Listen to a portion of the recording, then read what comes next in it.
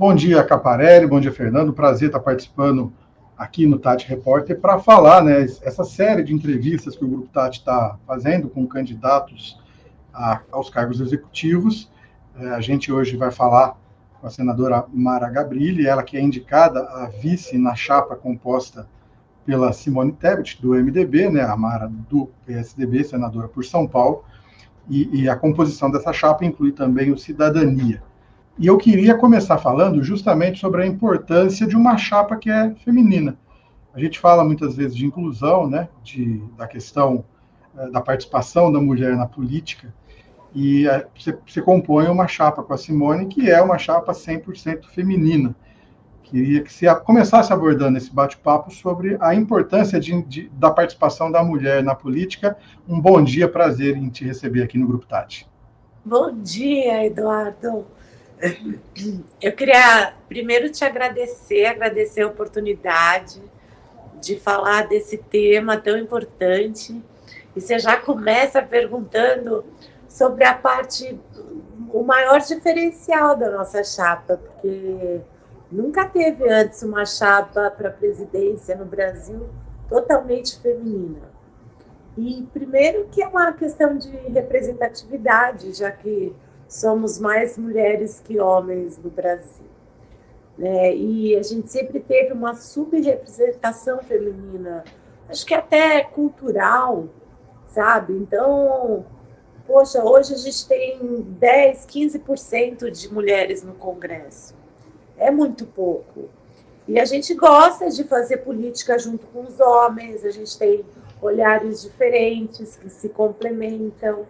E, além de tudo, a gente ainda traz uma chapa que, além de ser 100% feminina, ainda traz uma mulher tetraplégica, o que acaba agregando muito. Essa é a cara que a gente quer para o Brasil, que traz, né, toda essa visibilidade, esse empoderamento da mulher, mas traz também a diversidade, uma mulher com deficiência, né? Até, se você me permitir, eu gostaria de contar um pouco da minha trajetória, porque aos 26 anos eu tive um acidente de carro, eu quebrei o pescoço, e aí eu perdi todos os movimentos do pescoço para baixo, e num primeiro momento eu ainda perdi a capacidade de respirar, né? Eu não conseguia mais acessar essa musculatura da respiração,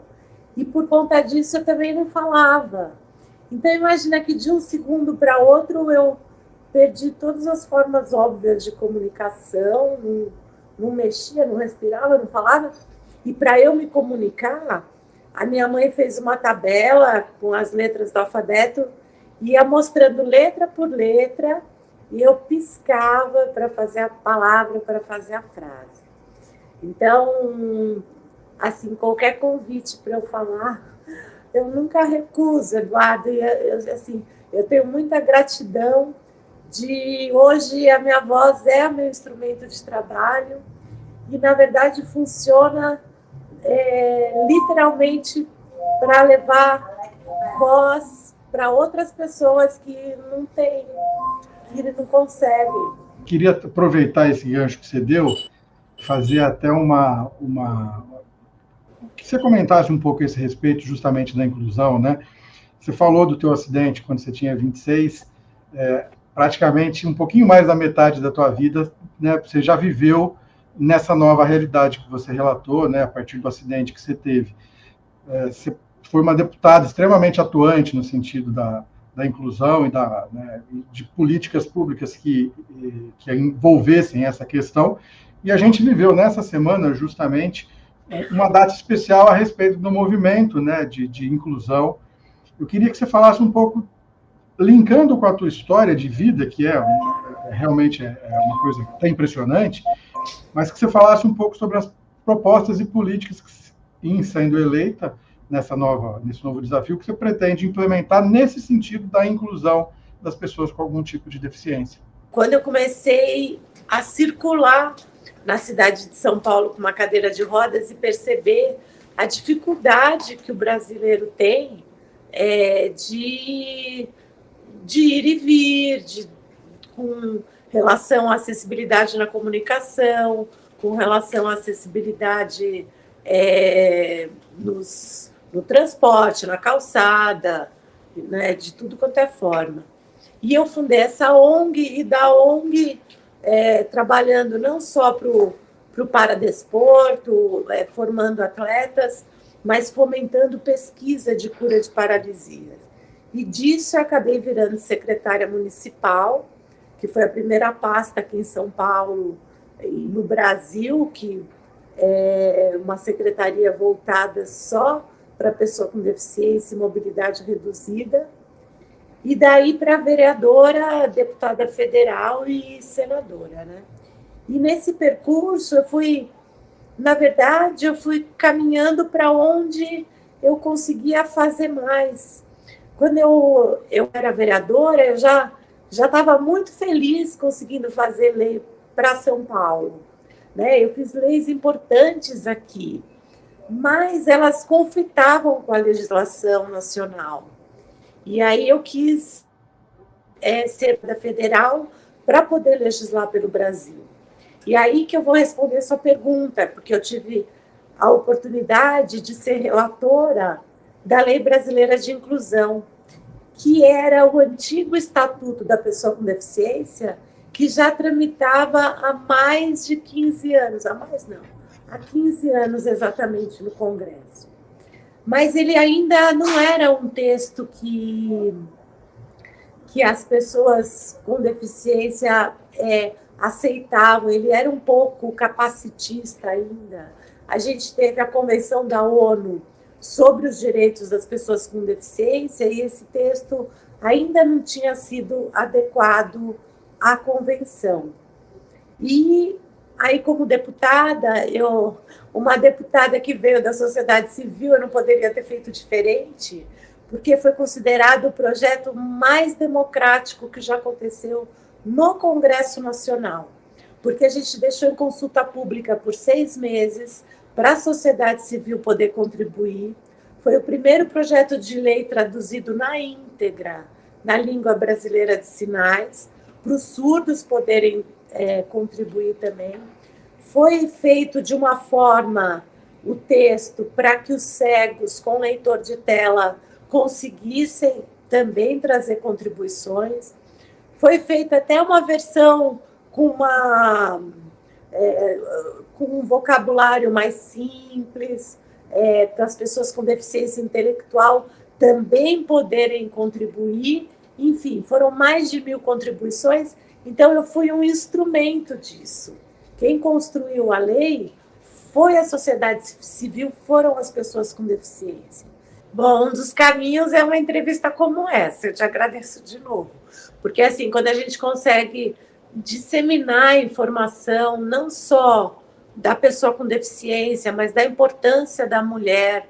Você sabe que hoje, se você circular pela periferia de São Paulo e observar as lideranças comunitárias, a maioria delas são lideranças femininas, né? Então, assim, a mulher ela já traz dentro dela o fazer política. A mulher faz política o dia inteiro, e embora muitas vezes ela não perceba, né? E eu sempre digo, puxa, a mulher ela tem essa capacidade de gerar um outro ser humano, então ela acaba tendo uma ligação muito visceral com o outro. E essa ligação visceral com o outro, ela acaba se estendendo, inclusive, a uma ligação visceral com a coisa pública. E eu, curiosamente, olha, desde quando eu fui secretária na prefeitura, eu era a única mulher. Aí depois, a minha bancada de vereadores, eu era a única mulher. Depois, na bancada federal, era um mar de homens e eu só tinha mais uma companheirinha, mulher. Não, tinha 2, né? Uma acabou saindo no meio. Então, assim, eu acostumei bastante a conviver com homens, né? E uma coisa que eu sempre notei é que, às vezes, os homens, eles falam, sabe, em cima da fala da mulher, né? Eles começam a falar, eles se empolgam e eles atropelam e muitas vezes não ouvem. E às vezes eu acho que é um pouco de... às vezes precisa de mais empatia, de mais... ou virtude, eu diria, na forma de fazer política. Então, às vezes, eu percebia que tinha que falar mais alto. E com relação à deficiência, acontece muito capacitismo, sabe? De uma outra pessoa olhar para mim e falar, puxa, ela não mexe as pernas, não mexe os braços, então ela não vai conseguir fazer isso, isso e isso. E eu não tenho isso. Assim, eu não fico pensando o que eu consigo, o que eu não consigo. Eu acho que eu consigo tudo, eu só preciso arrumar um jeito de fazer. E, assim, o fato de sermos mulheres, de ser mulher no Brasil, já é mais trabalhoso, Eduardo, porque tudo a gente tem que trabalhar mais, né? Tanto na questão do salário, a gente tem uma desigualdade salarial que ela é visível, não só entre mulheres e homens, mas hoje, por exemplo, eu li uma matéria no jornal falando da desigualdade salarial entre uma pessoa com deficiência e uma pessoa sem deficiência. Também tem um abismo aí entre uma coisa e outra. Então, são itens que a gente pode trabalhar junto, né? E acho que, assim, né, até sendo mais objetiva para responder sua pergunta, eu me senti sofrendo, às vezes, violência política por ser mulher, sabe? Por não acreditarem, né? Quando eu queria disputar o Senado, por exemplo, o meu partido não me deu a vaga. Quem me deu a vaga foi outro partido. Foi o Kassab, na verdade, que acreditou em mim e me deu a vaga que seria do partido dele. Então, eu acho que isso foi um olhar bastante limitado dos membros do partido, achando que eu não teria condições, ou por ser tetraplégica, ou por ser mulher, de ser senadora, ou de me eleger senadora por São Paulo. Então, isso acontece muito, e eu acho que uma forma da gente acabar com isso é justamente lutando. Olha tudo que a Simone lutou para conseguir a vaga, né, de candidata à presidência da República. Então, só a trajetória dela para conseguir chegar aqui, onde nós chegamos, a gente já me sinto vencedora junto com ela, né, e de trazer essas pautas. Senadora, obrigado pela entrevista. Prazer do Grupo Tati te receber e saber um pouco mais da plataforma e da tua história também, que é parte da política que você é hoje. Essa entrevista faz parte do projeto do Grupo Tati, que abre espaço para todos os candidatos e a cargos executivos, inclusive aos candidatos a vice, como é teu caso. Obrigado muito pela presença. Volto com você, Caparelli, e a gente volta aí ao longo da programação com outras entrevistas também dos demais candidatos. Um grande abraço e a gente se vê.